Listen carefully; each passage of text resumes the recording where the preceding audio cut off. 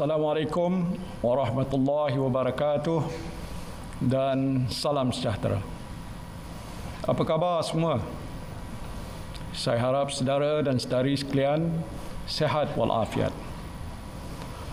Terlebih dahulu saya ingin memohon maaf kepada saudara dan saudari sekalian kerana dalam keadaan negara kita sedang berhadapan dengan cabaran besar menangani pandemik COVID-19, saya terpaksa tampil untuk menjelaskan kedudukan Kerajaan Perikatan Nasional dan keabsahan saya sebagai Perdana Menteri. Semalam saya telah menerima warkah daripada Kebawah Duli Yang Maha Mulia Seri Paduka Baginda Yang di-Pertuan Agong yang memaklumkan kepada saya terdapat 8 orang ahli Parlimen UMNO telah menulis surat kepada Yang di-Pertua Dewan Rakyat bahawa mereka telah menarik sokongan kepada saya. Di dalam warkah ini, Kebawah Duli Yang Maha Mulia Seri Paduka Baginda Yang di-Pertuan Agong telah memetik 2 peruntukan dalam perlembagaan persekutuan.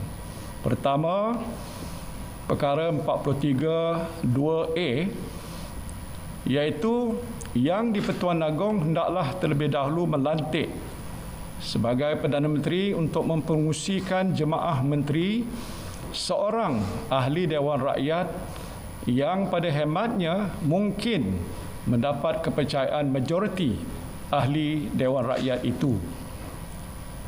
Dan kedua, perkara 43 4, iaitu jika Perdana Menteri tidak lagi mendapat kepercayaan majoriti ahli Dewan Rakyat, maka Perdana Menteri hendaklah meletakkan jawatan jemaah menteri, melainkan jika atas permintaannya Parlimen dibubarkan oleh Yang di-Pertuan Agong. Sehubungan itu, saya telah dititah menghadap oleh Kebawah Duli Yang Maha Mulia Seri Paduka Baginda Yang di-Pertuan Agong pada jam 11 pagi hari ini. Dalam majlis menghadap pagi ini, saya telah menyembah maklum kepada Kebawah Duli Yang Maha Mulia Seri Paduka Baginda Yang di-Pertuan Agong bahawa saya telah menerima sejumlah surat akuan daripada ahli-ahli Dewan Rakyat yang meyakinkan saya bahawa saya masih mempunyai kepercayaan majoriti ahli Dewan Rakyat pada masa ini.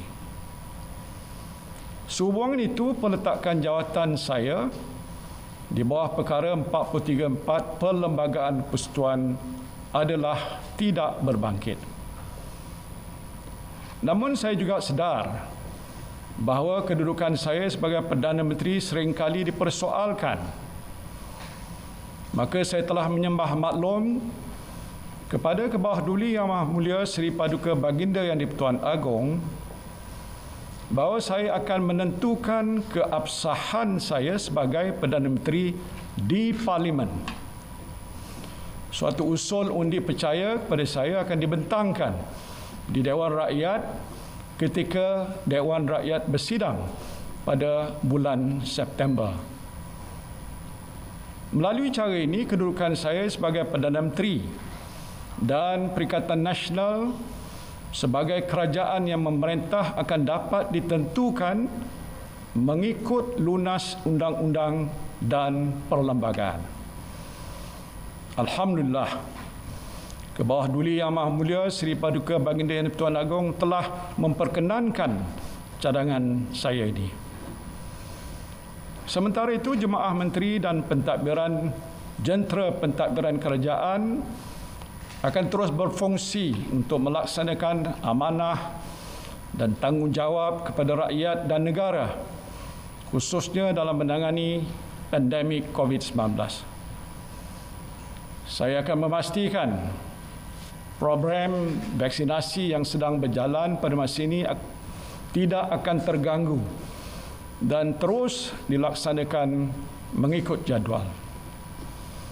Begitu juga bantuan-bantuan yang telah diumumkan oleh kerajaan akan dapat diterima oleh rakyat tanpa sebarang halangan.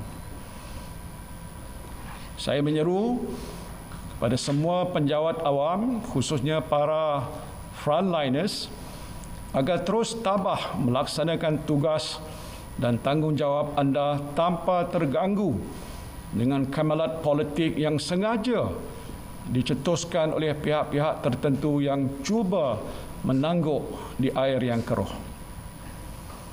Saya tahu bahawa mereka kurang senang dengan ketegasan saya untuk tidak melayan beberapa tuntutan mereka, termasuklah desakan supaya saya mencampuri urusan mahkamah untuk membebaskan beberapa individu yang sedang didakwa atas kesalahan jenayah. Saya juga telah dituduh menderhaka kepada raja, sedangkan apa yang saya lakukan adalah semata-mata untuk memelihara keluhuran perlembagaan dan mempertahankan kemuliaan institusi raja berperlembagaan. Saya tidak akan mengorbankan prinsip saya dan membelakangi sumpah jawatan saya untuk menunaikan segala kewajipan dengan jujur, menumpahkan taat setia kepada raja dan negara serta memelihara, melindungi dan mempertahankan perlembagaan. Saya doakan agar rakyat dan negara kita terus dilindungi oleh Allah Subhanahu wa taala dan kepadanya lah jua kita berserah. Faiza azamta fatawakkal 'ala Allah. Wabillahi taufiq wal hidayah. Wassalamualaikum warahmatullahi wabarakatuh.